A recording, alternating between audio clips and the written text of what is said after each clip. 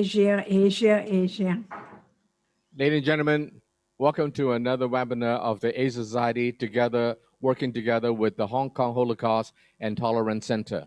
It is truly our great honor today to have Dr.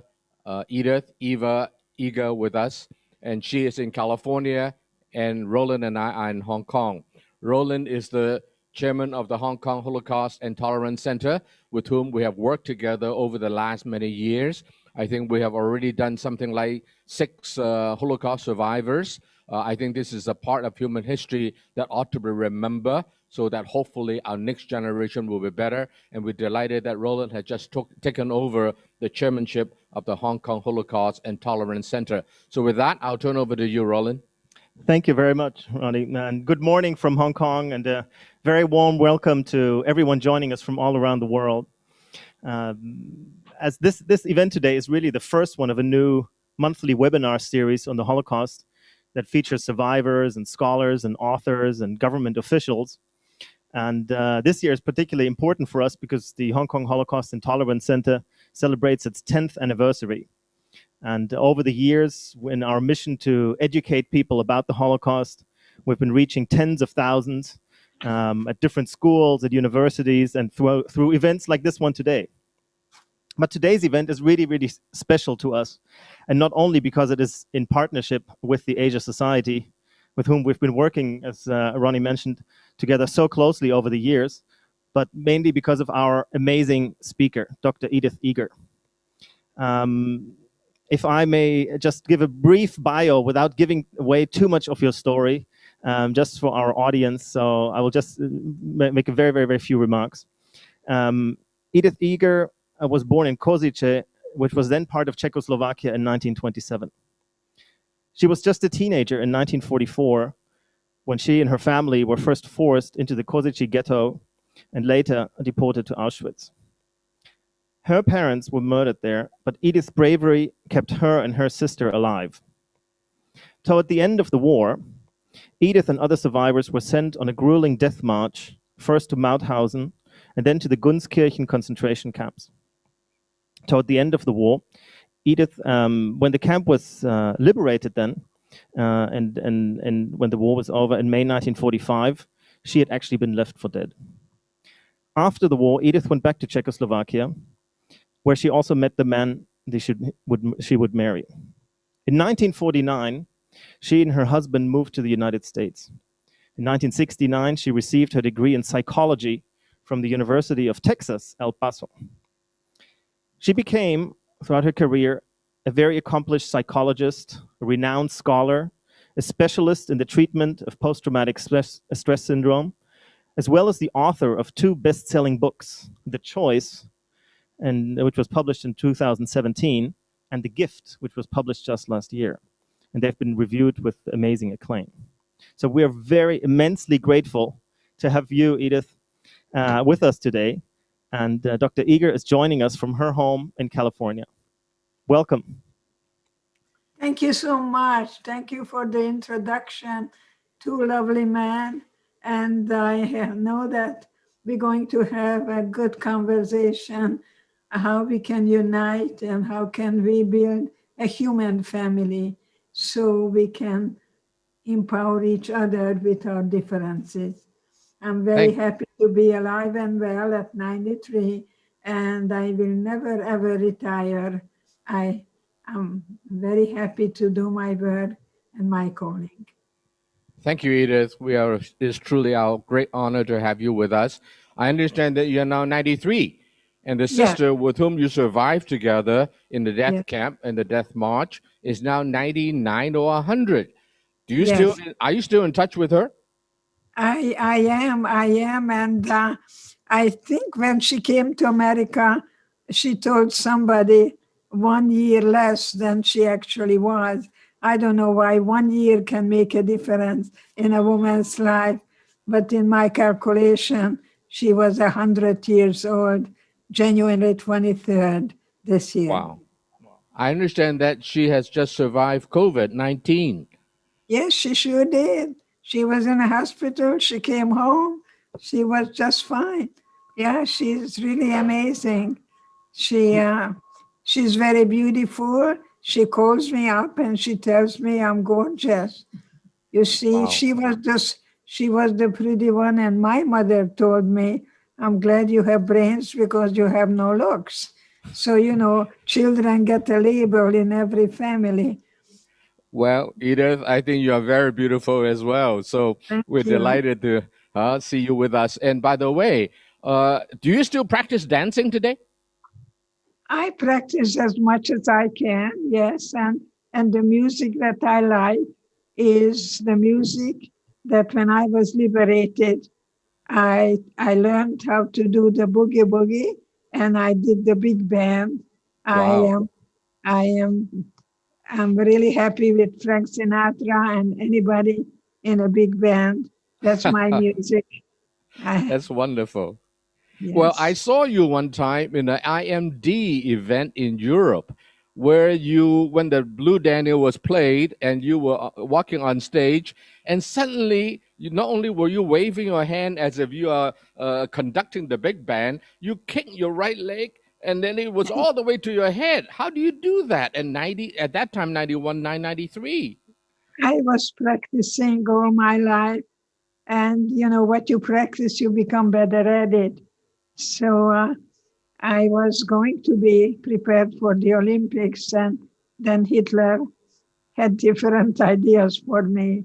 But I love dancing, and I'm asking people, especially couples, to do the dance in marriage, how they can really give and take and tolerating differences. You think that your training as a ballerina when you grew up and as an athlete had anything to do with your ability to survive during the difficult years of 1944-45? I think I was very fortunate to discover that they could throw me in a gas chamber in a minute. They could beat me and torture me. But even today, I ask people have as much power over you as you allow them. They could never murder my spirit. So that's what I bring you. And my ballet master told me that I was built in such a way that all my ecstasy has to come from inside out. So That don't wait sounds for someone to make you happy. You make yourself happy. That's very amazing. That sounds a little Asian, you know. I think the Chinese and the Japanese both have a Yeah, similar kind of yeah. outlook in life. Very And Buddhist, yes. so do you. Thank you. I make a good Buddhist, yes. But I tell people to be a good listener. Good listener. Go be a compassionate listener. And don't ask questions and don't give advice, because that's what usually mothers do. Don't ask I'm how are you and don't say why don't you. I'm sorry, Edith. I have to ask you a few questions today. Yes. Edith, do you mind if we go back to 1944, 1945? You were sent to Yes. the death camp and Yes. you saw a man telling your parents to go one direction and you and your sister go the other direction. I understand that you follow your mother, but then that person told you not to do so. And was that Joseph Mengele? Yes. Yes. I followed my mother, and he grabbed me and said, "You're going to see your mother very soon. She's just going to take a shower," and threw me on the other side, which meant life. Well, when you see this man, did you feel that he was very evil, or is he just a more or less like an ordinary man on the street? I think that he was actually kind and explained to me in German that I'm going to see my mother very soon. Do you think that he was I kind? never forget his eyes. His eyes and my eyes met, and those eyes I will never forget. I was wearing a beautiful dress that my father made me, and it had two lovely little nuts, Bows. bows on it. And I think he was watching the bows And he probably thought maybe she's too young to die.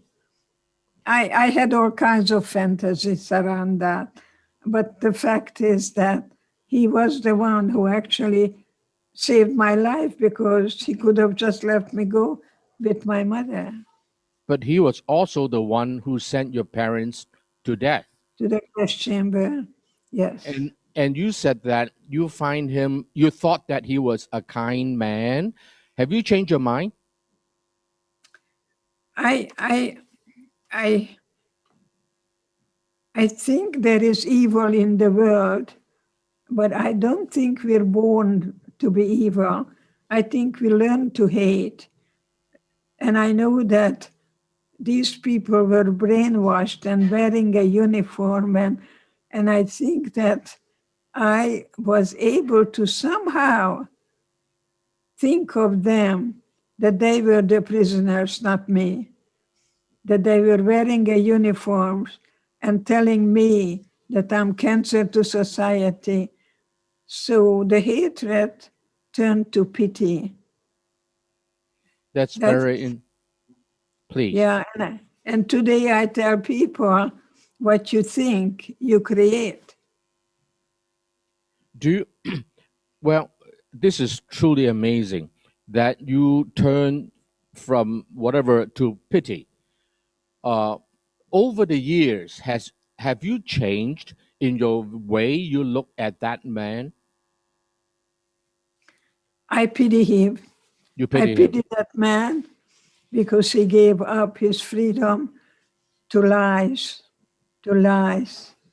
And the You, trouble is that people believe those lies. And I that's, heard I heard you said one time that there is a Nazi in every one of us. yes, So there is a evil in every one of us that are yeah. perhaps learned. How do we prevent that from coming forward? And how do we make sure that the good in man should come forward?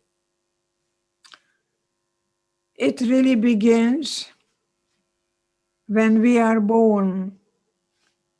We have blue marbles and pink marbles. If you take a baby to the grocery store and cover it with the blue blanket, that child will get different attention than with the pink blanket. We pick up the little girls much more often. The same baby, different color. And I think it's very important the messages that we hear. There is no such thing as a bad girl or a bad boy.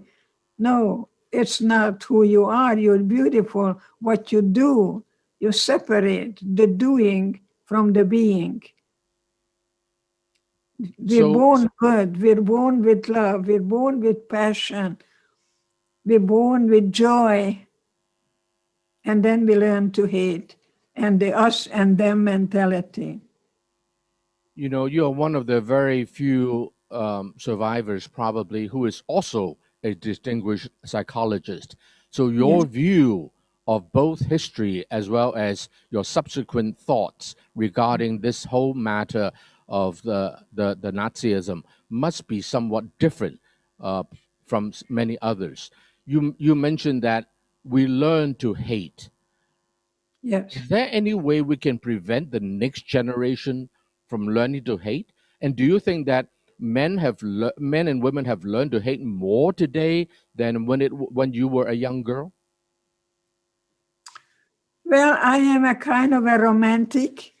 I was 16 in Auschwitz, and I remember my boyfriend told me I have beautiful eyes and beautiful hands. So I would go to everyone and ask me, okay, I would ask them, tell me about my eyes, tell me about my hands, because if I survive today, then tomorrow I'm going to meet up with my boyfriend. Meet up with a boyfriend. We had our own book club.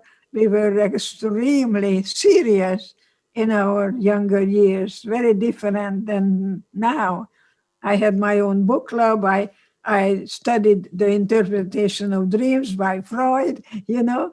So I think it's very important for the best thing, the children to have happy parents, because children don't do what we say, they do what they see.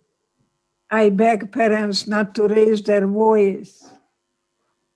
Children really shake when they need to really think before they say anything that the child would fear. The child needs to know that the world is a safe place. You mentioned that when you grew up, you had book club and you were happy, you study, and you have been around for some time, Edith. And after seeing generations pass by, do you think that the young people today are any different from the generation of your days? I think, Are they better today? well, Are they I worse? studied Latin. Let me tell you about my Latin teacher, and I'm going to say it the way I heard it. Tempora mutantur et nos mutamur in illis. Okay? What does We that are mean? changing. Life is changing, and we change with the times. So different generation now are not better or worse. They're different. You see, I don't do rockin' and rollin'. No, I go back to the big band, and the young people call it supermarket music and elevator music. You know, I think if both of us can get together and not criticizing each other, putting down each other, but to be able to unite together and see how we can really find a way that there is a thesis, there is the antithesis, and there is a synthesis, that we can take the polarities, we can combine them and take the best of all possible worlds that we live with faith. Faith is different from beliefs. People say, I believe, I believe, I believe. And that doesn't impress me until I know what kind of life that person lives. So they don't say one thing and do another. I think it's very important for you as a father to show your children how you treat their mother. So love is not what you feel, is what you do. And your children look at you and say, I want to be just like him, because it's hard to love someone who you don't respect. So do you see that? How do you think that today's young people? Oh, let me put it this way: what are your advice to the younger generation today? Stay in school. Stay in school. Yes, stay in school and pick up as many papers as you can, because more doors open up for you. Go to medical school. Is it okay to be electronically open the electronic book? Is that something acceptable? Yeah, electronically, it's usually not for me. I don't know anything about electronically. I don't know anything. I'm retarded. But ask me about human behavior, and I'm gonna.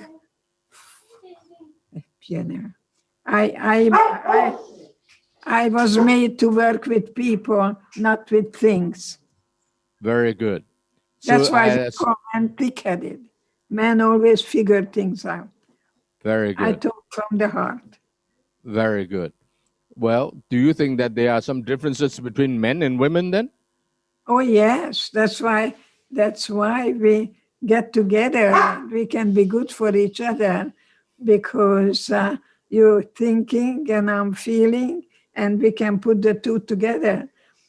I can find the female in you, and you can find the male in me, and then we have good sex together, because we're not competing. Wow. It's not competing. It's not competition or domination. It's cooperation. Can I ask you another question? Sure. You wrote about forgiveness. Yes. What do you say to those people who says that I cannot forgive? How do you help them? I let them know that forgiveness is not that what you do for others. You give yourself a gift that you don't carry hate with you, because if you carry hate, you're still a prisoner. I refuse to give Hitler a posthumous victory. I go to Germany and I eat the Wiener Schnitzel and I love the people and I find people. A woman died and they asked her, why did you risk your life to save Jews? And the woman said, my father told me that's the right thing to do. You always find what you look for. I Do you, look for people who are willing to commit themselves for the betterment of mankind. well, Look at Edith, Gandhi. Gandhi, Look at yes, Gandhi. amazing man. One person Well, Edith, wrote down. you are Jewish. Do you think that religion has a role to play in society today? I think there is good religion, and there is a religion that gives you order in your life, but there is religiosity that believes that if you're not like me, you're going to go to hell. That's not good religion. I think it's very important to examine what you're hearing in worship. That you're not, I am not against, I'm for a lot of things. I am for hopefully mingling together and get rid of the us and them mentality. But I can only speak for me, because when I told my sister that I want to go back to Auschwitz, she told me I'm an idiot. How could I even think about it? And to me, I had to go back to the lion's den and look at the lion in the face and reclaim my innocence. You have to have rage before you think of even forgiveness. You got to go through the rage. You got to go through the valley of the shadow of death. But some people get stuck in there. What age were you when you went back to Auschwitz? That's a good question. Roughly? 40 years ago, so. Somewhere in the 70s, I think. I was consulting with the American military. I Okay. helped Americans how to stay together as a family, how to be able to pull the wagon together and cooperate. I helped them to go to, when they went to the East, I helped those people. I forgot. It was, I think, in the 70s when I helped them to go to Africa, to go to the Middle East, and recognize that we were kind of in our midlife. And today, when I work with midlife people, they have a hard time being alone. They're really not feeling comfortable being with themselves. But the only one you're going to have for a lifetime is you. It's good to have self-love. It's good to have self-love and say in the morning, I love me. Self-love is self-care. It's not narcissistic. I will come back to that point if I may, Edith. Let me ask you about your trip back to Auschwitz in the 70s. You were probably in your 40s, perhaps. What went through your Yes. head? What was the most strong, powerful feeling in you when you went back there after 30 years, perhaps? One of the things I remember very clearly when I was in Auschwitz, I asked myself, does anyone knows I am here? I felt so alone. I was thrown out. I was just discarded. I think when I went back to Auschwitz, I would ask myself, how can good people do such things? And I read the book by Rabbi when bad things happen to good people, Rabbi Herschel. Anyway, but I tell you, while it's happening, I take you back to Auschwitz. Elie Wiesel said, I'll take you to the gate, but I don't take you inside. I'll take you inside, and I let you know what happens when good people do bad things and objectify people. And that's why I'm saying you have to look at the polarities. We have a lot of good within us, but we also learn. I had a boy, 14-year-old, and he was part of the white supremacy group. And he told me that America has to be white again, and he's going to kill all the Jews. And if I would have reacted, I would have taken him to the corner. I would have stepped on him and telling him, how dare you talk like that? I saw my mother going to the gas chamber. But What do you do instead then? What did you do when you met that 14-year-old white supremacist boy? Well, I tell you what I did. I have a God that sends people my way. And so I said, just a minute. And I asked God, what am I doing with this boy, God? And God told me, find the bigot in you. And I said, it's possible. It's no. I am not a bigot. I came to America in 1949, and I had to go to the colored bathroom after Nazi Germany and communist Russia. How did you think I feel? That there is racism. And I ended up marching with Martin Luther King. And I joined the NAACP. You see, so love is not what I feel, it's what I do. And that's what I do today. And you take the thesis, the antithesis, and you do the synthesis. And you take, just like a smorgasbord, it's how you create the world that we respect each other.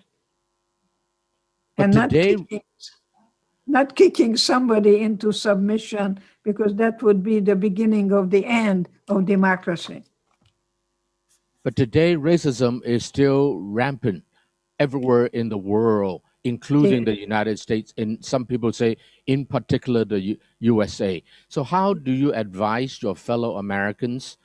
I do ask people to wake up very much in a Buddhist way and look around you and find the bigot in you.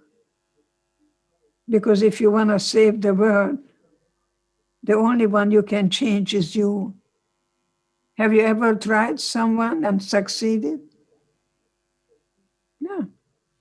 I tried to change my father, didn't succeed. I tried to change my uncle, I didn't succeed. And the problem is, Edith, sometimes I try to change myself and I don't succeed. So any advice for me, Dr. Eger, as the psychologist? Are you a realist or an idealist? It's a little bit of both in me. And don't mix your romanticism with realism, because the romanticist will look for something that maybe doesn't exist, and they can give up very soon rather than realize that there is a gap between expectation and reality. And sometimes those expectations are unrealistic. That's why people marry someone they don't know. Just like Romeo and Juliet, They don't know each other. They are in love. And in love has nothing to do with love. It's a chemical high that people get from chocolate. So love is my definition of love is the ability to let go. Well, you mentioned one time, I believe, that romantic love of young couples never lasts more than 18 months. Just about. So, what do And you do after 18 months? Give up and divorce, or what do you do? I think you learn to negotiate and compromise. You learn give and take and tolerating differences. That I can be I and you can be you, but together we're going to be stronger than me alone and you alone. And they Uh, become a couple, and they don't do anything at the other person's expense. No masters, no slaves. So you have to be emotionally and financially independent before you get married. and remain so after you get married? After you get married, even more so, and women and men, just like the pioneer woman worked alongside with the husband. And I If, think it's happening many times.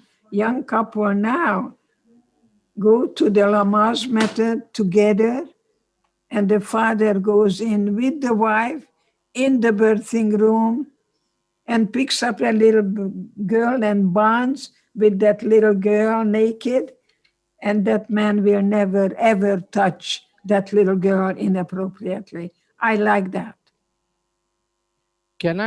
do you mind my asking a little personal question? Uh, am I correct that you got married, you got a divorce, and then you remarried the same man? Right. What was that experience like, and what did you learn from that you can teach the rest of us? Well, when I got married,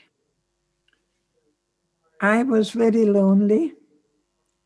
I was very skinny, and I was very hungry. And this man bought me Hungarian salami.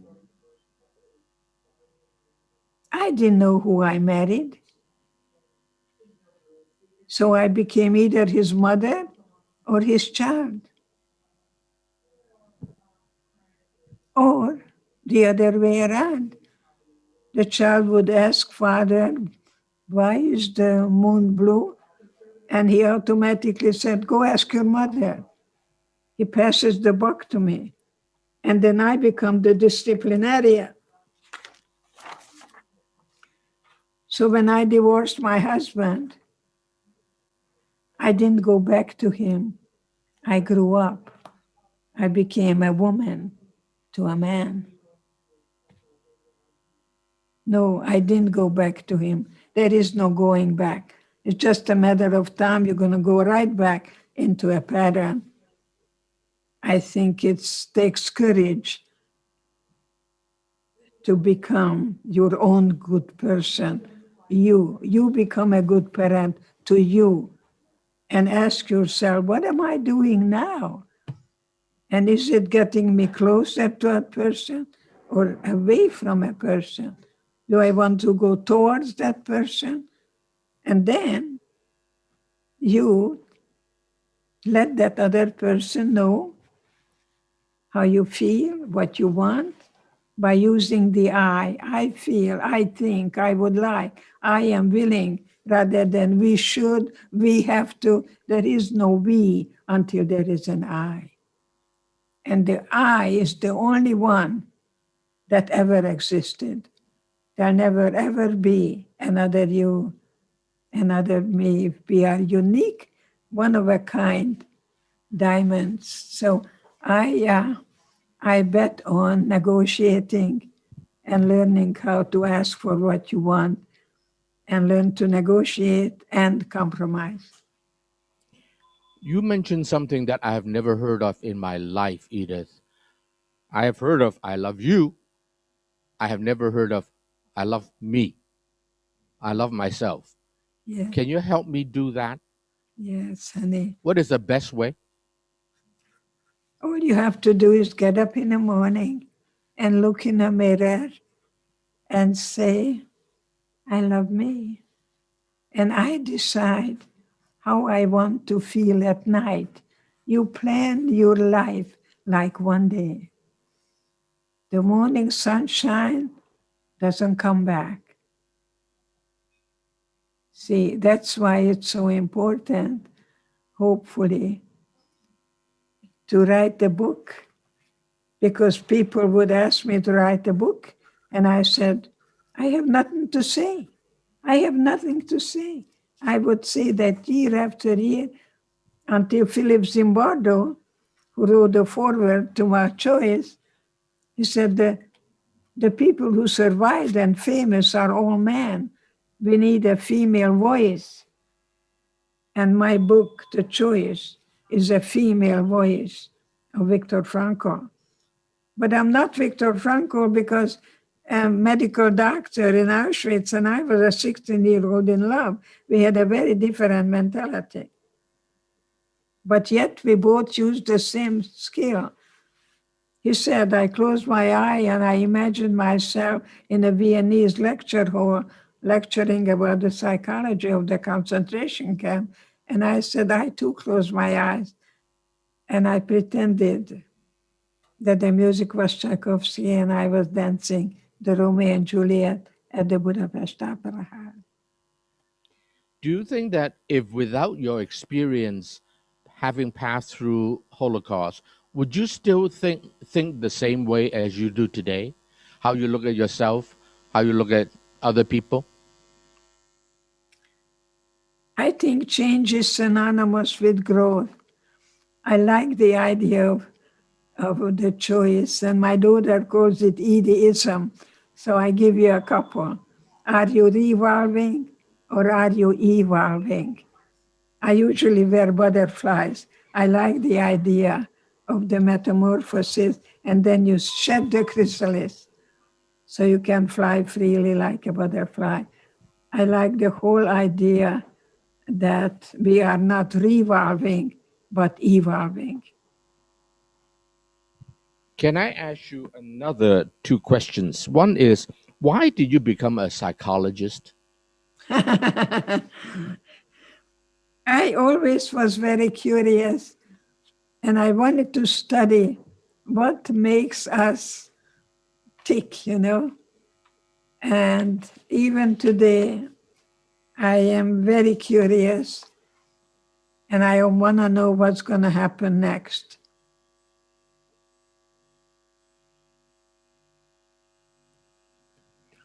My last question before I open to the audience: do you think that Holocaust can happen again today? I think it's very possible if we don't stop what's going on now, that we are going to unfortunately promote fascism. The people who attacked the Capitol June 6th are very ripe for fascism. They wore shirts. 6 million was not enough.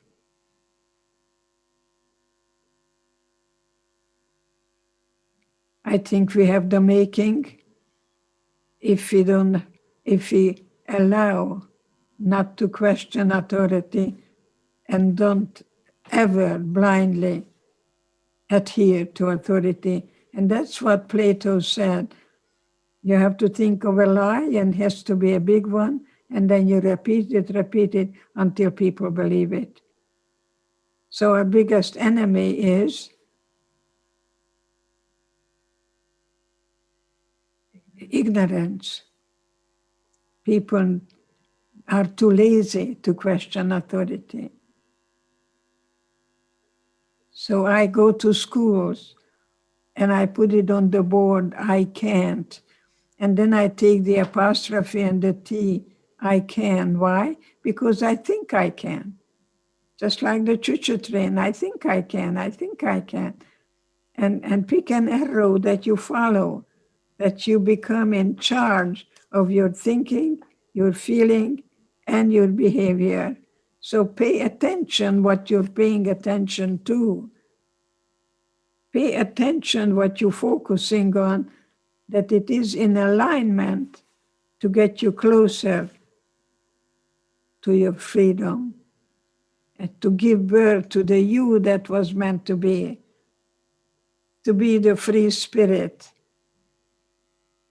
But don't try to follow anybody ever, because you're not that person. Edith, I have a lot of questions here. Let me just take a few of them. One is, what worries you the most today in society? In particular in America, I may add. What worries you the most today in society? But What worries you? I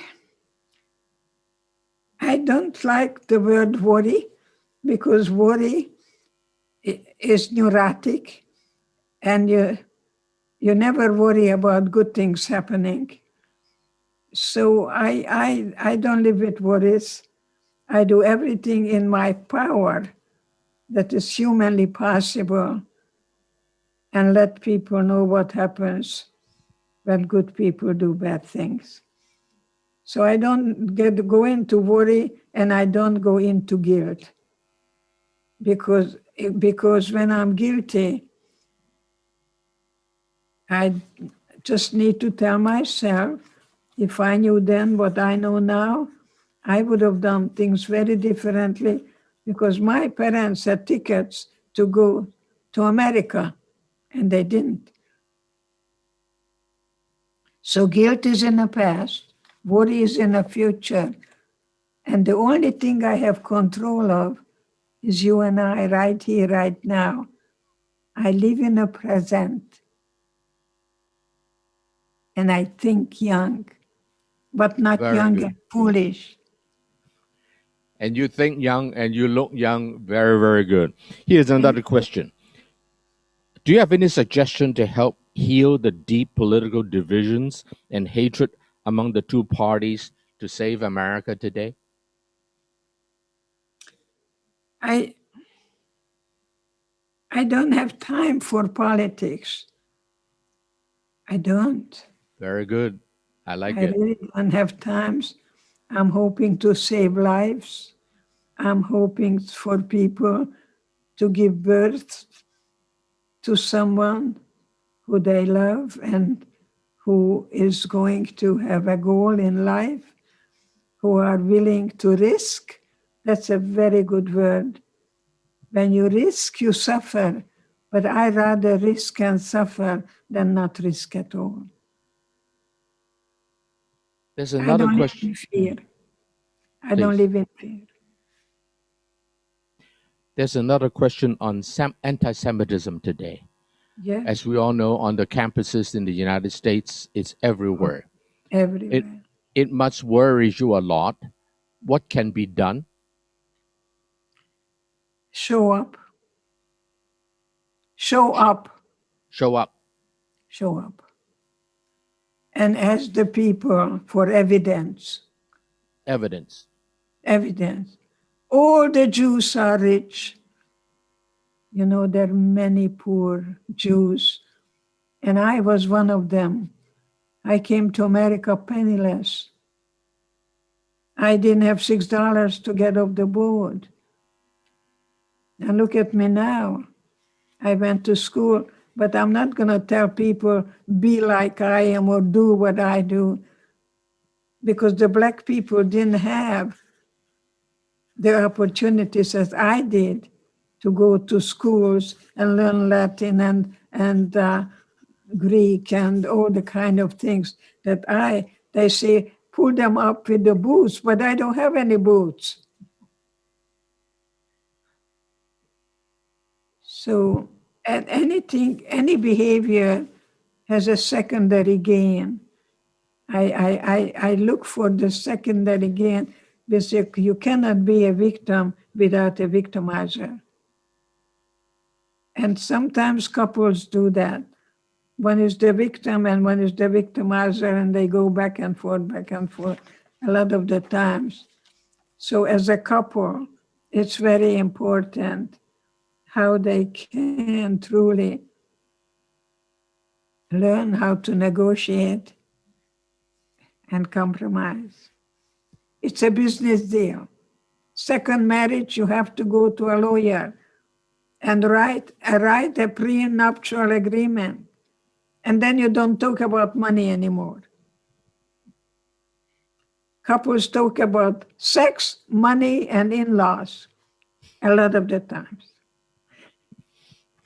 Here's a question that is out of the blue.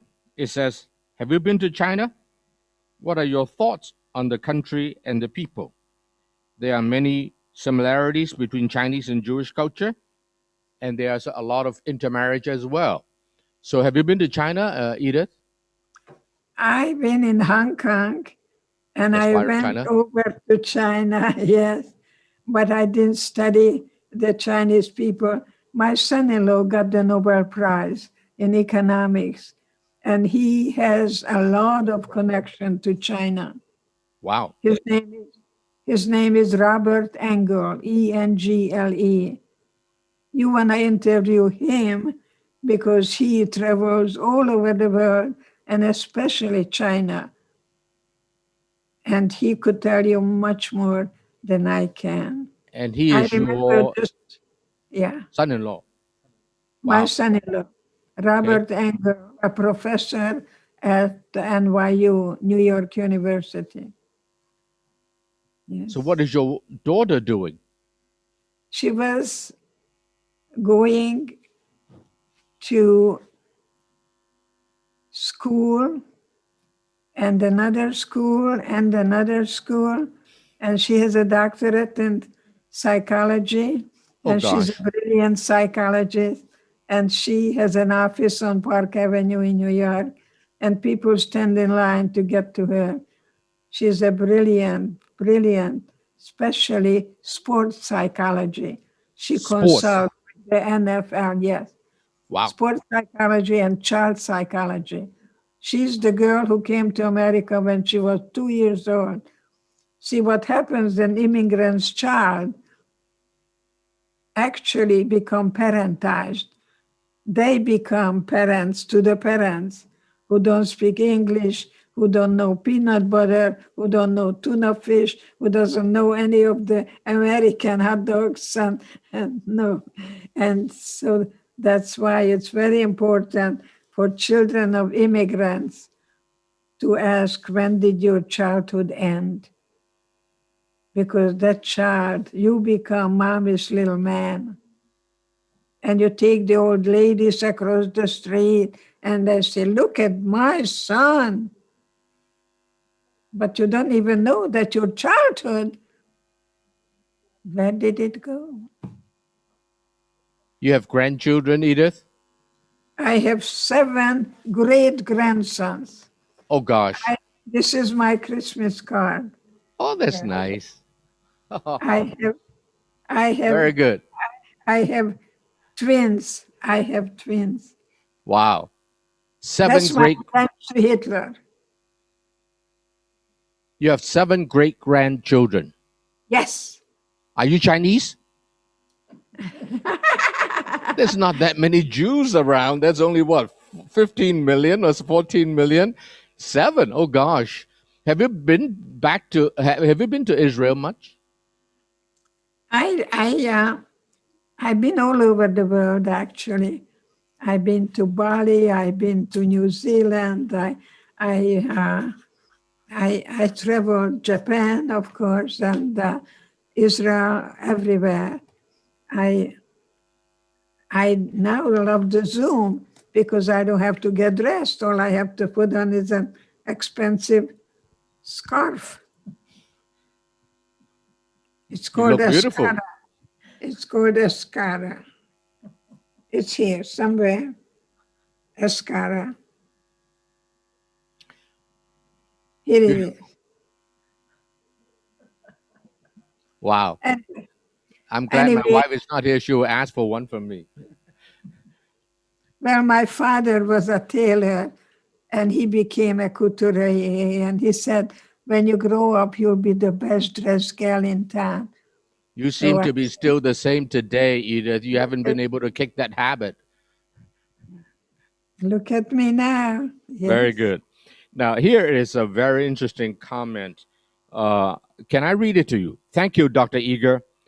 When my husband was murdered, I read Deuteronomy 30:19 and saw, choose life so that your children may live.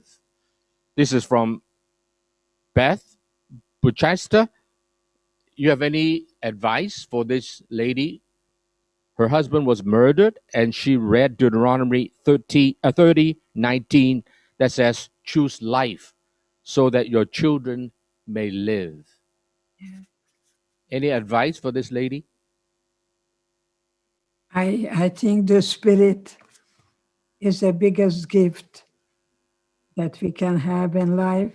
And the spirit is there when I'm born. The spirit is there when I die. And that's what my sister told me when I was told that my parents are burning.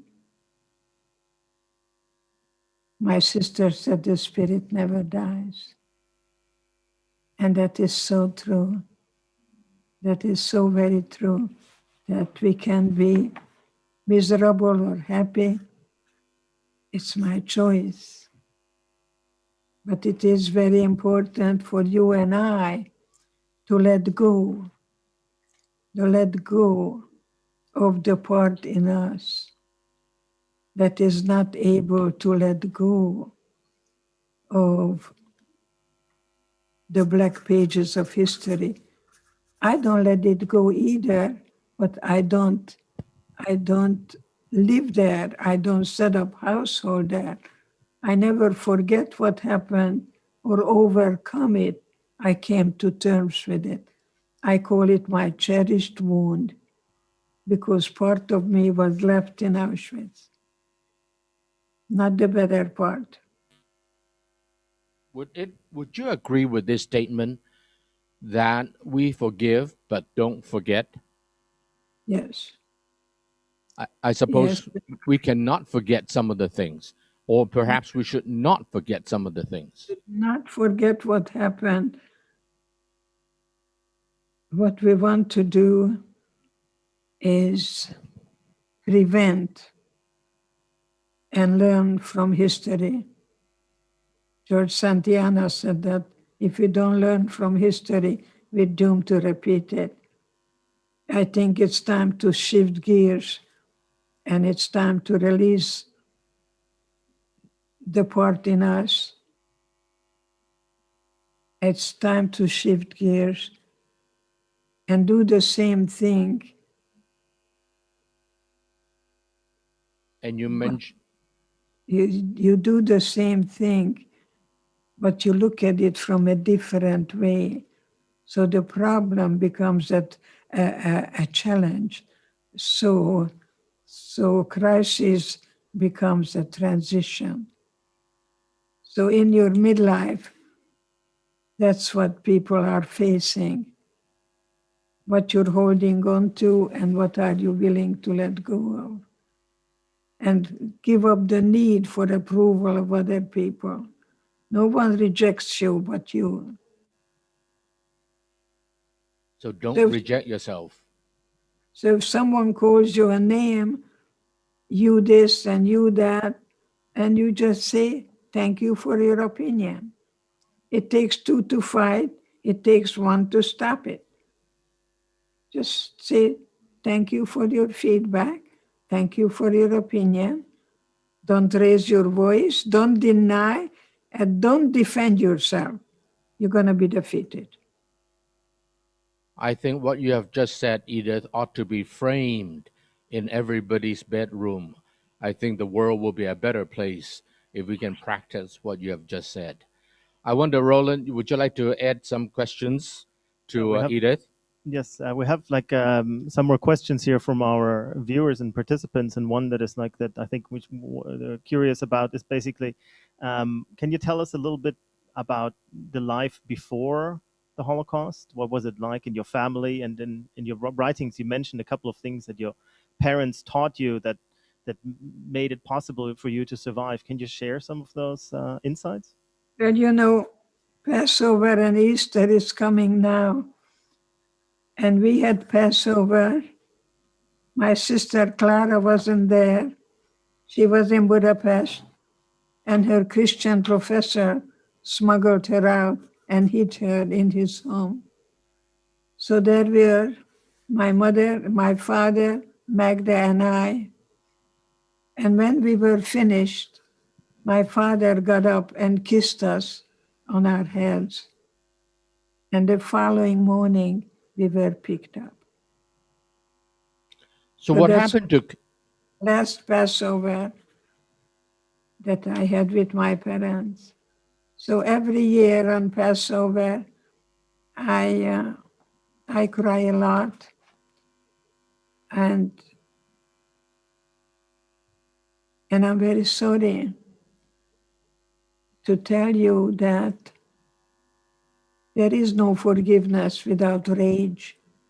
You got to go through the rage. I think God allows us to go through the rage as long as we don't get stuck in there. You're going through the valley of the shadow of death. I think that's very, very true. That some people are using yes, but. And I say, give me the but, I give you an and. Yes, and. Whatever happened, I made it. So it's not why me, but what now? No one can take away from you. No one can take away what my mother told me in the carol car. We don't know where we're going. We don't know what's going to happen. Just remember, no one can take away from you what you put in your mind. And that is the best thing I can tell you today, that what you think, you create. Isn't that what your mother told you, the last word you heard from her in the cattle car? The carol car. She held me and she said, honey, we don't know where we're going. We don't know what's going to happen. And you know what? Exactly that's what happened. Everything was taken away from me. I had my mind and I had my sister. If you were just for the me, you didn't make it. We had to form a family, just like you and I. If I would speak to you Hungarian right now and you would speak to me in Chinese, I don't know whether we would go very far because neither of us speak each other's mother tongue. But that's why I wanted to go back to Auschwitz to honor my mother.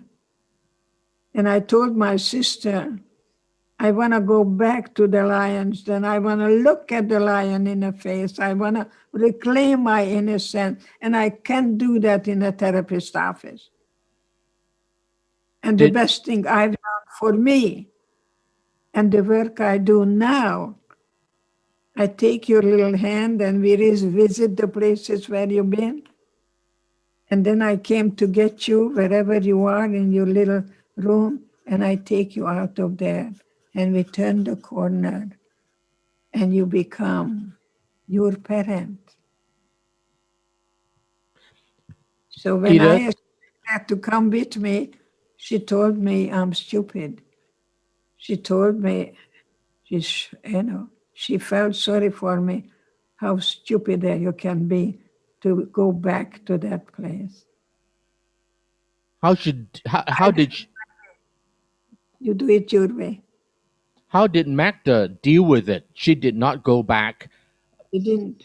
Did she deal with her past in a reasonably well way? No, it was not her. She She just forget about it. totally forget about it. Okay. What happened to Clara? I know that time is up, Edith. I'm curious. Your older sister, Clara, she went to the music conservatory, so she was not sent together with you, Magda, and your parents to the death camp. Did she made it through the war and then live on happily? What happened when I came back from Vienna to Prague, I saw advertisement that my sister is giving a concert. And that's how I found out that she's alive. And she waited for my sister and I to show up. And she became my mother. Wow. She became a violinist with the Sydney Symphony. Wonderful. And Wonderful. she took me to the opera house and put me in the Queen's place so I can watch Romeo and Juliet with Baryshnikov. Did she live long? Did Clara live long? She had Alzheimer's for Oh. 10 years. 10 years. It's a So very she's long goodbye. Very long.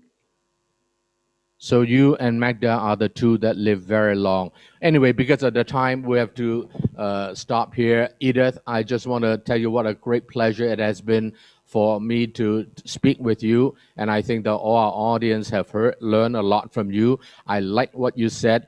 Stop the but, and sometimes you have to start the end. Don't just say but sometimes you have to say and. You and me and him and her and all of us. So I hope that your spirit will live on, Edith, that many of the younger generation will learn from you and be able to be better people.